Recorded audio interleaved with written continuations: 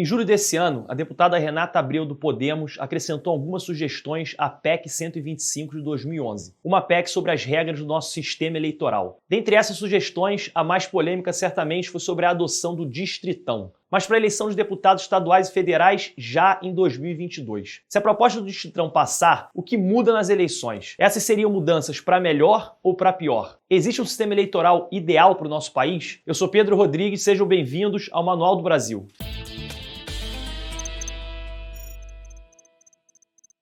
Na verdade, essa não é nem a primeira vez que tentaram mudar o nosso sistema eleitoral para o chamado distritão. Em 2015 e 2017, propostas semelhantes à de Renata Abreu foram rejeitadas no Congresso Nacional. Também em 2007, uma proposta de um sistema eleitoral misto que unia características do nosso sistema eleitoral atual com o voto distrital foi derrotado. Todas essas tentativas e essa atual parecem tentar se justificar principalmente pela existência dos candidatos chamados puxadores de votos no nosso sistema eleitoral atual. No sistema eleitoral proporcional, que é o que está em vigor no Brasil atualmente, a distribuição das cadeiras para deputados depende do coeficiente eleitoral, ou seja, depende da proporção de votos que cada partido recebeu em relação ao número total de vagas disponíveis. Após levar em consideração esse coeficiente, é possível que um partido que conte com um ou mais deputados muito bem votados puxem mais candidatos menos votados de seu partido para ocuparem vagas que permaneceram livres após a distribuição de cadeiras entre os partidos através desse coeficiente eleitoral. Algumas pessoas chamam esses puxadores de votos do efeito Tiririca, depois que o deputado Tiririca, com 1,3 milhões de votos, foi responsável por trazer consigo mais 3 nomes do seu partido à Câmara Federal. A ideia aqui é que quando se vota num candidato, não se vota somente nele, mas no partido também, nas propostas defendidas tradicionalmente por aquele partido e pelo conjunto de membros que o partido tem. Eu não estou falando aqui que o nosso sistema é perfeito e precisa ser defendido a qualquer custo, nem que é horrível e precisa ser mudado para ontem. Até porque já existe um bom número de figuras políticas criticando o sistema de voto proporcional em favor de outros sistemas, como é o caso do distritão. Tanto que quanto há quem ache que qualquer mudança apressada pode ser danosa, especialmente nesse sistema do distritão. Os que defendem o modelo afirmam que a mudança para o distritão segue o princípio constitucional de eleger os candidatos mais votados e que com o distritão só se candidata quem souber que tem chance de se eleger. Isso diminuiria o número de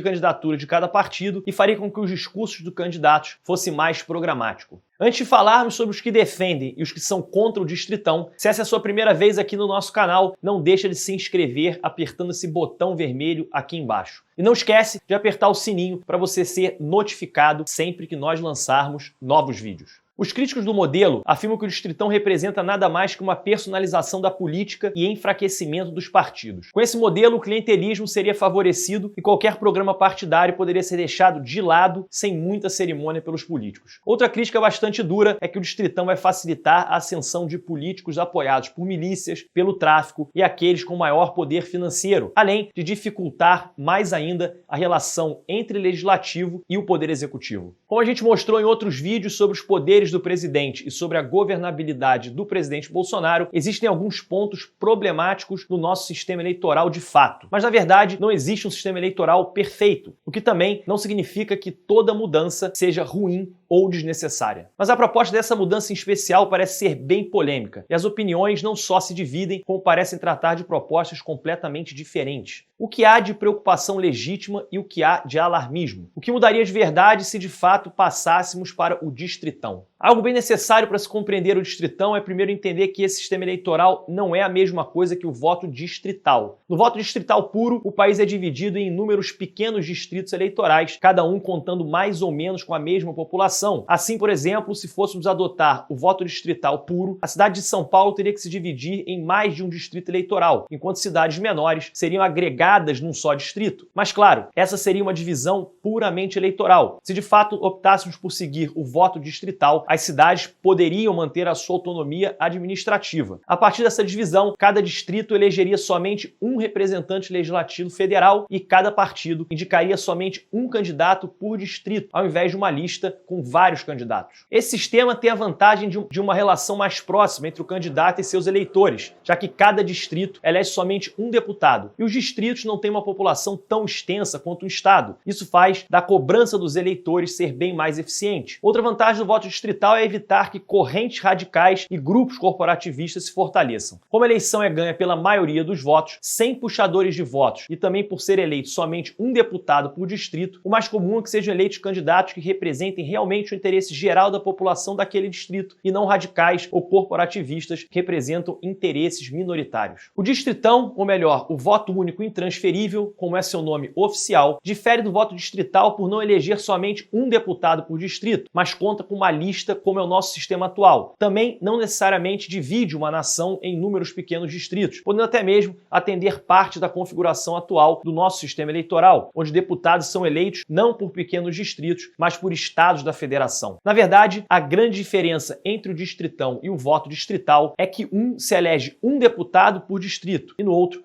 podemos eleger mais deputados por estados. A grande diferença entre o distritão e o nosso sistema proporcional atual é que não haveriam os chamados puxadores de voto. Mas se essa é a grande diferença, então qual é o problema? O problema é que o distritão tem vantagens similares à do voto distrital, mas bem menos intensas, e tem desvantagens semelhantes também, só que bem mais intensas. Na verdade, com exceção de algumas vantagens menores em relação ao voto distrital puro, o distritão é quase uma versão piorada do voto distrital. E isso, sobretudo, porque o distritão acaba enfraquecendo muitos partidos políticos e torna a relação entre eleitores e deputados essencialmente personalista. Nesse sistema não interessa quantos votos um partido receba no total. Mesmo que o total de votos de um partido seja o maior numa eleição, isso significa que o partido elegerá um número maior de deputados. Para se eleger, basta ter um nome famoso, possuir recursos para financiar a campanha ou ter fortes laços clientelistas no seu curral eleitoral. Isso significa uma grande distância entre candidatos no mesmo partido e o partido passa a ser somente uma legenda e não o meio pelo qual o candidato vai se inserir na vida pública. Um candidato com boas chances de ganhar não precisa ser especialmente leal ao seu partido e ao programa que o partido defende, só precisa garantir uma boa base eleitoral. Mas ok, você pode estar pensando, assim se elimina o intermediário entre o eleitor e o político e a relação entre os dois fica mais direta. Pois é, parece ser o ideal, mas na verdade não é. Mas pensa bem, a pressão que esse deputado vai sofrer não vai vir dos eleitores no geral, vai vir dos eleitores específicos, daqueles que o elegeram diretamente através de um voto organizado ou indiretamente através de um apoio. E vamos lembrar que todo deputado eleito pelo distritão precisa garantir uma base eleitoral grande o suficiente para se reeleger. E não é como no voto distrital, onde o deputado representa um distrito com um número menor de eleitores dentro